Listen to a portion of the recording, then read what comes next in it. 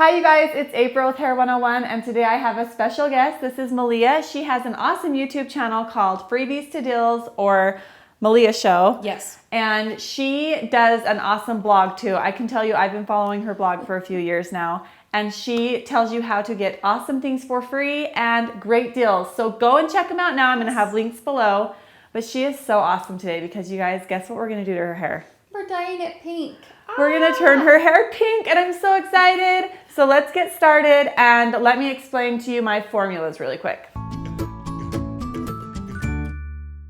So instead of just the regular old pink, we decided to go for more of like a rose gold color. So I've mixed up two different formulations for you guys. So the first formulation is the 8RV in the Redken Fusion, which is a really pretty rosy gold anyway, but I mixed it with clear. So for the darker color, I did 3 parts of the rose gold with the 8RV, we'll call it, the 8RV with 1 part of clear. And for the lighter rose gold color that we're gonna do, we're doing 3 parts of the clear with 1 part of the 8RV. So I used 20 volume for both of them because her hair is already very light.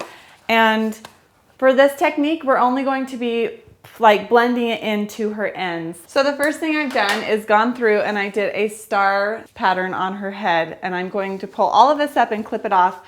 And the reason why I did this is because look at these triangles that reach down. These are going to help us keep some blonde pieces down through the ends because I do want to have a few chunks of blonde that lay down into the pink so that we can kind of melt it all together and have different variations. So I went ahead and I just did a 5-point star on the top of her head. She parts her head right down the middle, so I did the first one right down the middle because I want to make sure that there's some blonde on both sides. And I'm just going to clip this off and then we can start to paint on the fun colors. So now I can just focus on painting the rose gold on her hair. So you can see underneath, she does not have a ton of blonde underneath, but that's okay because we're going to be using the darker. I'm just going to take like 1-inch sections at the bottom of her hair. So I'm going to take my Redken board, color board, and stick it on her hair. And this is where we can kind of have some fun, you guys. So we're just going to dip this color into the darker one underneath. And so I want to have some of the darker pieces underneath and then just go ahead and paint on and feather up. And if you have any spots that you want to blend in, you can even use the blur brush. You can take your blur brush and you can just kind of feather up any of this color. All right, so there's our first section. And I'm going to do that through the bottom half. I'm going to do just the darker one, and then the top half of it, I'm going to start doing some of the lighter. Okay, so another technique that's really fun to do is you can just kind of stripe on the 2 different colors, and then you can take your blur brush and kind of just swirl those together. And this will just make a really nice soft blend. So since her hair is already so light, this is really kind of just like a glaze technique because we're not really lifting a ton, we're more depositing. And so you can be really creative with how you get these 2 colors to mesh together. And she likes to wear her hair curly, I've noticed. And so with that texture and with that marbling in there with the 2 different pinks, it's going to just be so pretty. So make sure you guys just have some fun and play with your colors when you do stuff like this because you can be creative. You don't have to be so perfect and precise about everything. You can have a lot of fun with it. Okay, so you can see that I've kind of left a few pieces out, and then you can kind of see in here the marbling of the lighter and the dark pink throughout. And so now I'm going to move to her side. So I got up to the star. I did these little peaks that go in the darker with the pink. And now I'm moving to her side. So I'm gonna do the same thing, just kind of go up to the star, and then I'm going to take out all of these triangles and just let them be blonde. And then I'm gonna work within this circle up here and do that pink also. And then I'm gonna do a few pinks around her face with these. So now I'm left with this little section. So the peak of this star starts right there. I did the bottom up to there. I left out a piece here. Actually, this little piece is gonna get a little bit of love right on the ends because I feel like it. Just a little bit of that like pastel pink. Okay. So now that we just have this little section up here, I'm going to take diagonal sections like this and just piece out a few different colors of pink around her face because we definitely want some around her face that melt down into the back.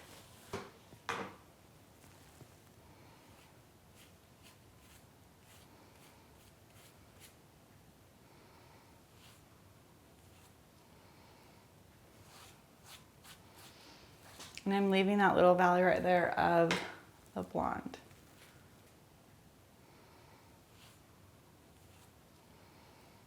So now I'm going to take these little diamonds and just let them lay down. And they're kind of big, so I might go through each one of them and do a few pieces of pink. I think I will. But we're gonna work with those pieces now. You know what? I'm sick of my clip and I'm just gonna use a piece of tin foil. So if you ever are looking for a clip and you can't find one, this is a great tip.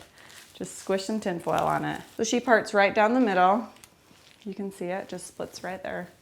And we don't want all that to be blonde. So we're going to take, I'm gonna weave out some chunks. And I'm gonna do, let's do a little bit more on the chunks. There we go. So I'm going to color these chunks with the same technique we've been using, just kind of marbling the light and dark color together. So I'm gonna start right down in here in the ends with the dark and then the light, and even put some of the light on the top, and then use the blur brush to just kind of feather it up.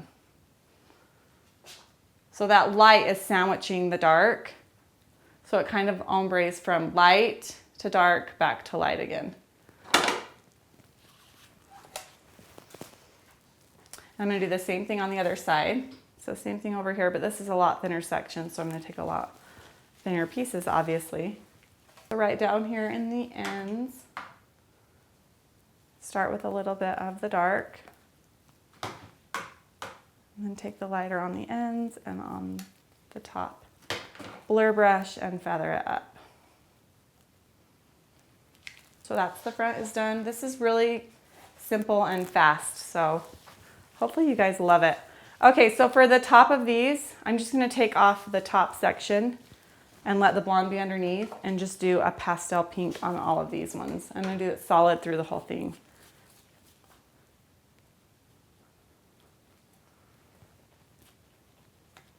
Okay, so this is what I've been doing on this last section. The whole way up, I've just been taking horizontal sections and laying it on the board, and then taking a little bit of the darker and just kind of putting 2 strips down through it, and then the lighter and just kind of feathering it down through the ends and then blending it up. And I have been taking the lighter and just kind of lightly brushing a few pieces up into the blonde section.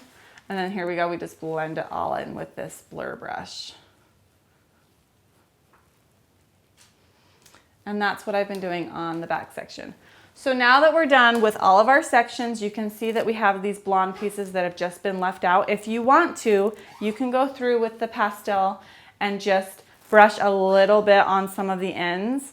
I did it on a few in the back, but you don't have to. You can definitely leave it light, but it would just give you more of like a solid pink look through the very, very ends if you wanted to. Do you want that?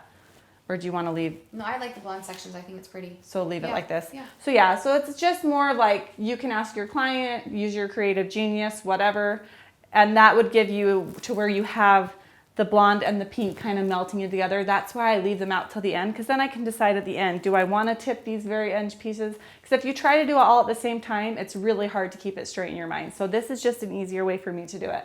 Hopefully that helps you guys, and I'm gonna let it process for 45 minutes and then we'll show you guys the end result. All right, you guys, this is our end product. I hope you guys like it. Do a little spin for them so they can see it all in all of its beauty. I'm absolutely obsessed with this and I wanna do it on my hair now. Should I do it? Super pretty. I think it's really pretty. So, and one thing I wanted to point out to you guys that's really cool is that this is permanent hair color. It's going to last a lot longer than if we were to have used a like Pravana or some kind of a temporary shades hue even. So make sure that you are playing with your fusion and your permanent color lines and diluting them down with clear to make pastels, because it is definitely achievable. So thanks for watching, guys. Don't forget to check out Malia. She has an awesome YouTube channel. I'm going to put the link in the description below, and there's also a little card in the corner here, right here. And what is on your channel? What kind of videos do you do? So it's basically all about helping people live the ultimate life for less. So it's saving money on travel, on groceries, on basically anything and everything you think of, and then, you know, time-saving hacks, money-saving hacks, all that kind of stuff. Awesome. So go save some money with her, and thanks for watching, you guys. We'll see you guys next time. Bye. Bye.